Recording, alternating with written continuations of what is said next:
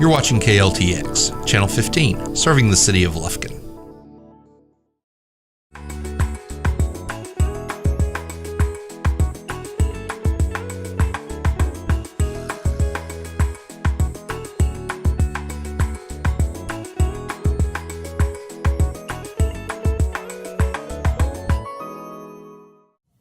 Well, here we are with another episode of Memorial Cooking Innovations. I'm Leanne Anderson. And I'm Adriana Arnold. And we're both with the Polk Education Center at CHI St. Luke's Health Memorial.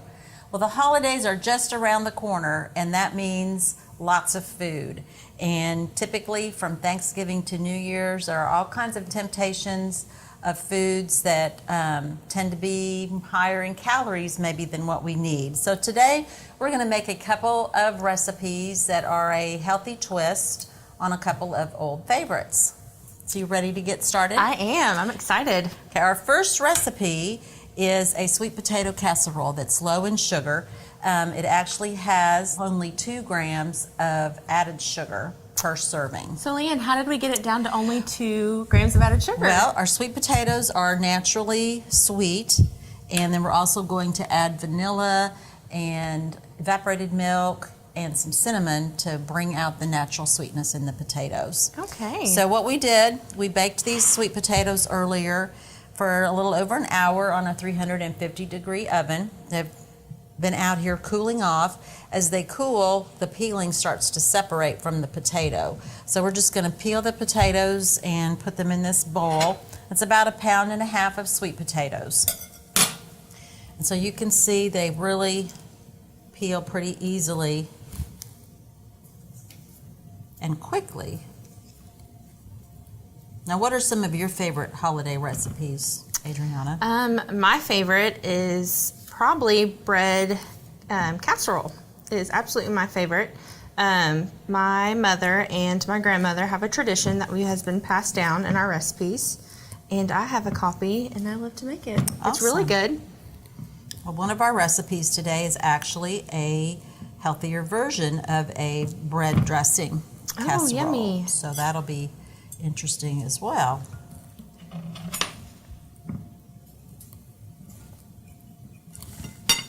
They're still a little hot.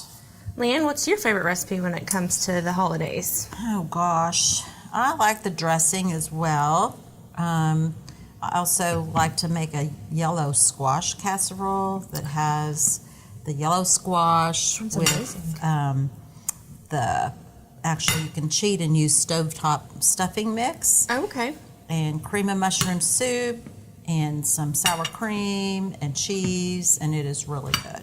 That sounds delicious. These are going pretty good. Now, one thing with the sweet potatoes, besides just being naturally sweet, is they do provide a ton of vitamins, including vitamin A and beta carotene, which is a very powerful antioxidant. They also have vitamin C, some fiber, selenium, and they count towards those 5 cups a day of fruits and vegetables that we recommend. So Leanne, what is the difference between a yam and a sweet potato? That is a very good question. I have often wondered that myself, so when I planned to make these, I researched this so I would have the correct answer, because there's lots of different theories on this. But basically, a yam is not a sweet potato, and a sweet potato is not a yam. Okay. And neither one of them are actually potatoes.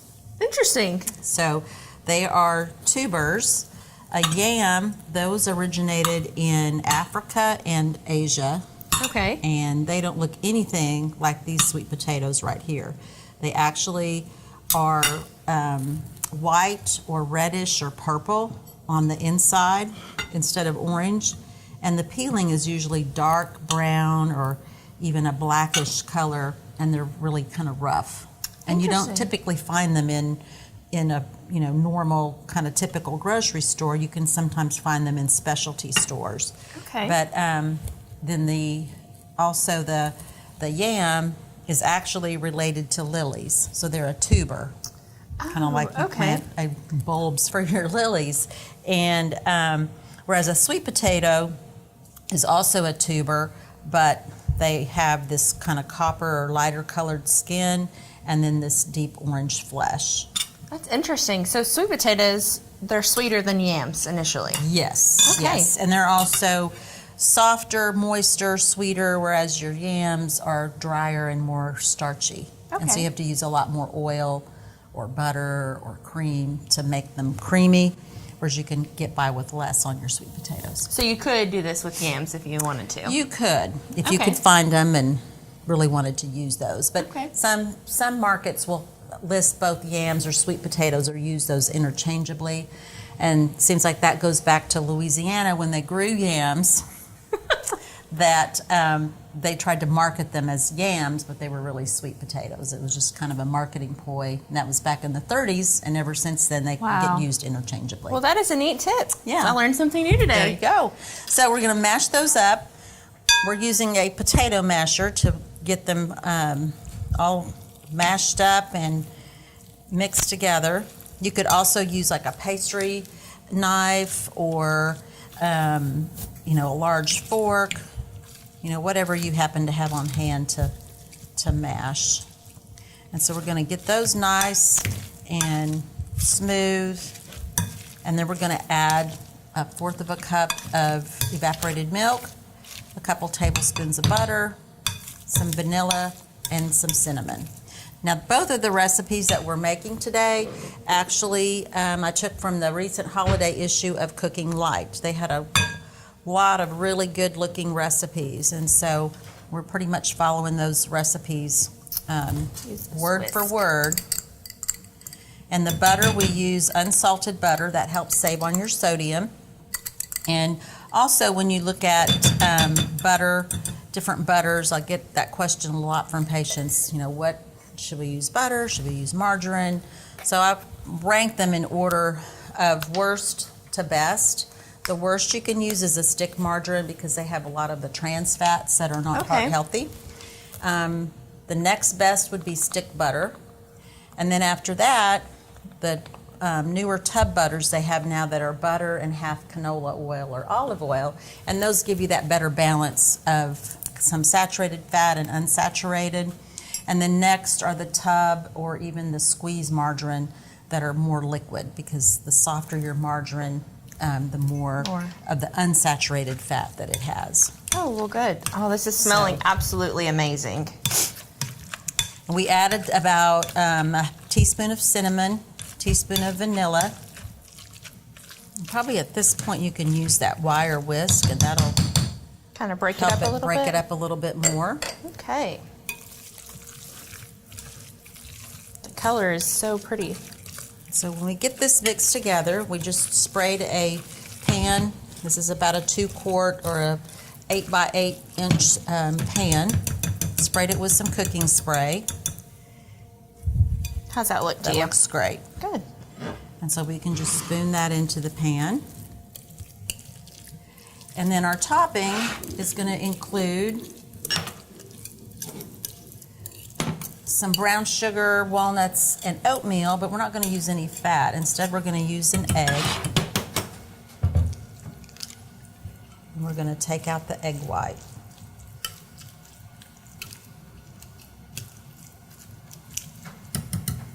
And that's kind of the easy way to separate an egg. And then we're going to take 1/3 of a cup of oatmeal and 1/3 of a cup of chopped walnuts. You could use pecans if you don't care for walnuts. And then a tablespoon of brown sugar. I'm going to just kind of pack that. This looks like a dessert that I would eat at the end of my Thanksgiving. Right. And then we want to take these egg whites and just kind of whisk them. You could use a wire whisk or a fork. I'm just going to use this tablespoon just to kind of get them start to where they get a little bit frothy. And then we're going to just pour that into the brown sugar and oatmeal mixture. So typically a topping on a casserole like this would have a ton of butter and a ton of sugar, but really just cutting back helps reduce that added sugar, so you can have more pie later. So, Leanne, as we're making this sweet potato casserole, I would love some marshmallows on top of this. It's my favorite. Oh, that would make it nice and sweet, wouldn't it? Yes, very much so. Well, we're not using marshmallows today, but you could even add some more spices to this topping to add a little sweetness, like some cinnamon or some cardamom is another good spice to use at the holidays. Well, those sound good. And then we've got our oven preheated to 350, and it bakes about 45 to 50 minutes.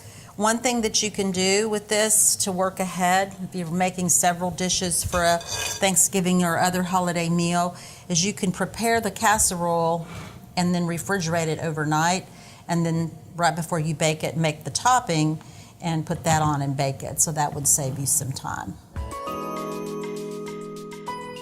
Okay, so now we move on to one of our favorite dishes in Thanksgiving dinner is the dressing or the stuffing, depending on what you call it. Yes. So today we're making a apple, sausage, and herb bread dressing or stuffing. Sounds so good. And what we did is took some sourdough bread and cut it into 1-inch cubes and baked it in a 300-degree oven for about 15 minutes until it was toasty and dry.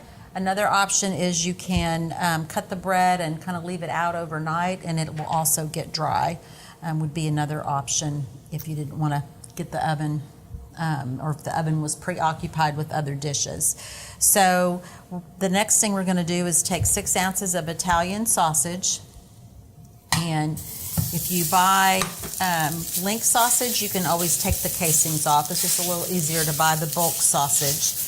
You want to cook that over medium-high heat. Just break it up with a spoon or a spatula. To make it kind of festive, you could use some deer meat in this. You could use deer sausage. That's actually would probably be a leaner choice than regular sausage. Since we're only using 6 ounces for the whole dish, you're not going to add that much fat and sodium, but it's going to add a ton of flavor to the stuffing. So while that cooks, we're going to chop some celery. This recipe uses those traditional stuffing or dressing ingredients, including celery, onion, and then we're going to add some apples as well that are going to add a little bit of sweetness. We're just going to dice that celery. One thing with stuffing or dressing is there's always a debate, I think, in the South, or Yes. even and maybe in the North. Now, I grew up in the Midwest, and so we always had bread dressing. When I moved to Texas, I soon found out that cornbread dressing was the norm. And so everybody is kind of in one camp or the other, and you don't mix the two. No. Cornbread dressing is a little bit softer, and whereas this bread dressing is going to be soft and moist on the inside, but nice and crispy on the top and more browned. So you like bread dressing or corn bread dressing I better? like both, actually. Cornbread dressing is awesome, especially with some gravy on it. Oh, yeah. But I also like the bread dressing too. So if you want to do a cornbread dressing at Thanksgiving, but wanted to try this recipe, this would be a good recipe to use maybe at Christmas or if you're having a dinner party, and would be great served with like a pork loin or roast chicken or even some turkey if you opted to do it for your Thanksgiving dinner. Okay, so it looks like that sausage is done. It's brown. There's no more pinks. We're going to just add this to the breadcrumbs and put that pan back onto the stove and add 2 tablespoons of butter. Again, we use the half butter, half canola oil. And then we're going to add a cup of chopped yellow onion. Let's get our... And a cup of our celery. And let that cook until the vegetables are tender. So again, these are your standard whether you make cornbread dressing or bread stuffing or dressing, onions and celery are the key ingredient. And then one thing also about this recipe is you do get, there's 5 cups of vegetables in this recipe, fruits and vegetables. So it goes a long way towards getting more vegetables in your diet, even in your holiday dinner. And so that's just going to add some fiber and helps bring that calorie count down. Good. So, Leanne, when it comes to using the bread, the sourdough bread, do you have to use sourdough bread or can you use something different? No, you can use something different. The sourdough kind of adds a little more complex flavor. It is a sturdy bread, so it's going to hold up to the liquid that we'll be adding later. But any firm, kind of coarse type of bread will work. If you find a whole wheat bread like that, that would also add some fiber to the recipe. Okay.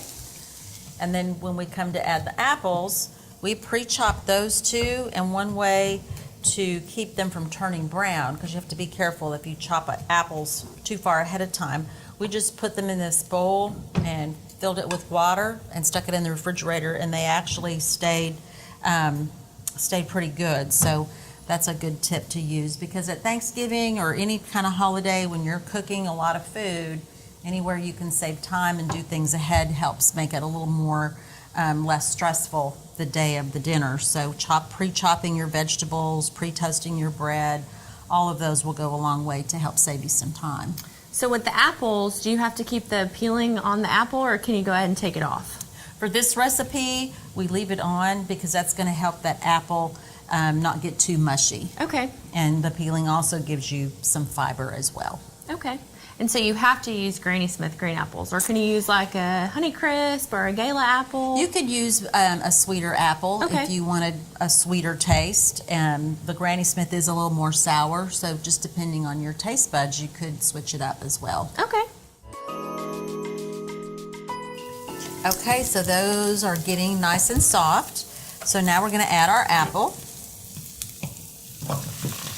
And that's going to cook for about 10 minutes or so until they start to get soft. You don't want them to get mushy. Still kind of hold their shape. Smells so good. Once those are cooked, we're going to add some fresh herbs. So we'll go ahead and get those ready. We've got thyme and sage. We chose to use fresh herbs this time. You can use dried. Just look at your label to see what the ratio is to equal. For example, a tablespoon of fresh thyme might be a teaspoon of dried. So we washed these a little bit ago. When you use fresh herbs, you want to wash them right before you use them, otherwise they get kind of limp and soggy. My favorite way to cut or prepare herbs is to just take your kitchen shears and just kind of snip. This recipe calls for 1 tablespoon of thyme and sage, and I like just a little more flavor, so I'm going to add just a little bit more than a tablespoon. And the same with the thyme.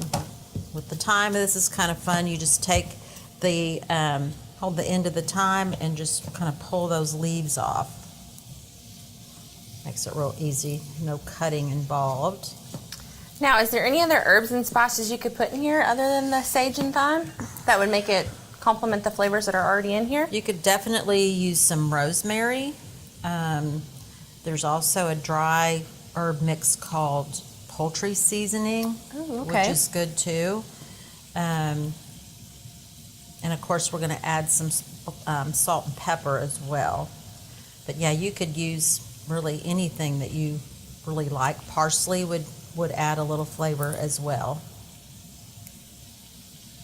So we have those ready to go, and we just wait for those apples to cook. So Leanne, when it comes to Thanksgiving feast, do you make a turkey? Oh yes, that's actually my favorite thing to make at Thanksgiving. My mother-in-law does the dressing and the sweet potatoes, and I do the turkey. So what do you, how do you make and prepare your turkey? Well, it's a marathon of sorts, but what I do the night before is I take celery and yellow onion, some garlic, and a little bit of chicken broth and some parsley. Okay. And stuff that inside the bird. Make sure you take the giblets and the neck out first. And sometimes you have to dig for that. But put that stuffing in there, and that helps make the turkey really moist as it cooks. And then you want to loosen the skin on the turkey, between the turkey breast and the skin. Yeah. And then I mix softened butter with, again, rosemary, sage, thyme, maybe some poultry seasoning, and a little bit of garlic. And then I get plastic gloves and spread that butter all over the turkey underneath the skin. Okay. And that helps make it really crispy. And then you pour a little bit of broth around it in the roasting pan. I get up early and put the turkey in the oven. And about 5 hours later, after I've basted it every hour or two, add a little more broth, cover it with foil if it's getting too brown. Okay. You get a really good turkey at the end. And how long do you cook it for? It usually takes about 5 hours. 5 hours? Yes. Well, turkey's one of my favorites too. Yes. So the leftovers are good too. Yum. Okay, is those getting soft? They look so. All right, so at this point, we're going to add our fresh thyme and sage, and then a half a teaspoon of salt and pepper. Now, if you're really watching your sodium, you don't have to use the salt, but it does give it a little bit of flavor.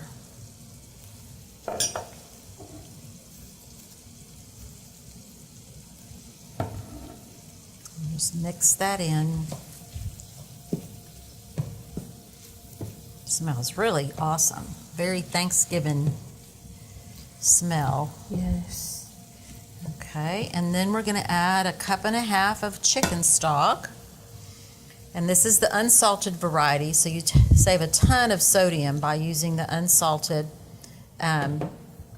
Chicken stock is a little different from broth in that it is a little thicker. It's made from the bones and all of the chicken, whereas chicken broth is mostly made from the meat part of chicken and is a little bit lighter. And so just going to mix that well and then add it to our bread and sausage mixture.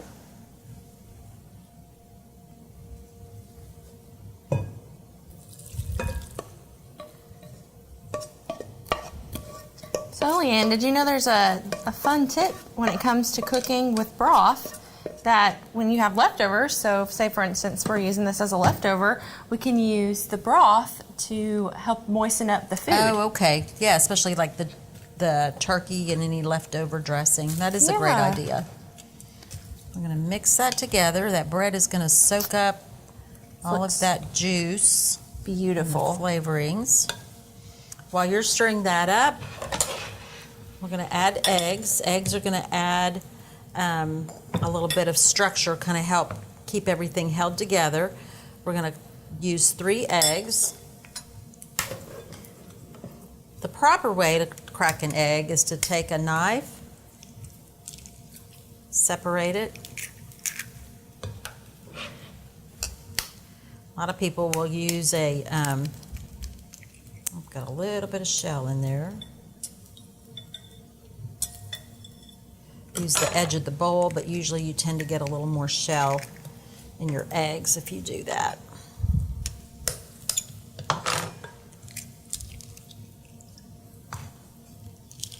So we're just going to whisk this together, get those eggs beat, and then we're going to add 1/2 cup of salt of the chicken stock.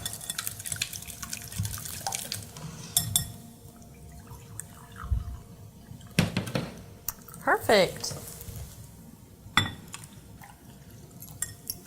Just mix that until it's well combined. So why do we add the broth and the eggs first? What does it help? Well, it just helps it incorporate into the mixture, whereas if you just put the eggs in there straight, it would Separate? be more separate. And you Okay. couldn't really add it when you added the stock to the vegetables because then your eggs would cook. And so we're going to mix that all together. Our oven's at 350. You can put it in there, right in there with those sweet potatoes. This looks nice and yummy. Look good to transfer? Yes, go ahead and transfer. We've sprayed the pan with cooking spray. It looks like it's got a lot of liquid, but it will soak up into the bread.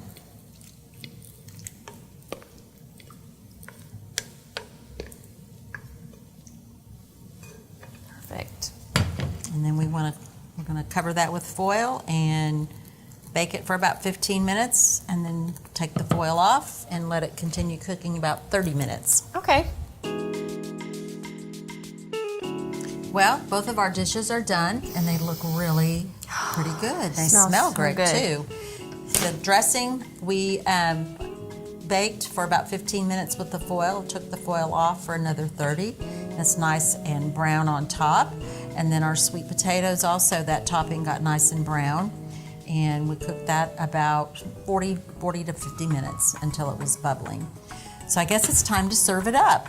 Yes. So what we did today, we took two traditional holiday dishes and made them a little bit healthier, lower calorie, lower sodium, lower fat. So this dressing has sausage, sourdough bread, apples, celery, onion. See how that's nice and soft inside but crispy on the outside? And then our sweet potatoes, we took advantage of their natural sweetness by just adding some vanilla and cinnamon and spices and just a little bit of brown sugar.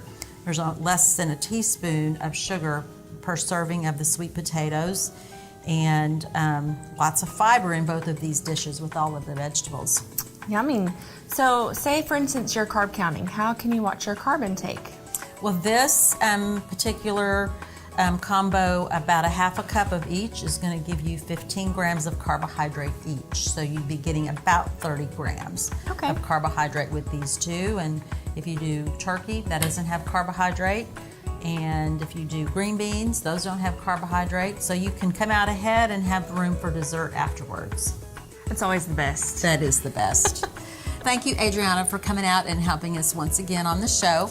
Well, thank you for having me, Leanne. Well, good. We enjoyed having you, and it was a lot of fun as we worked together to try to change the holidays One bite at a time.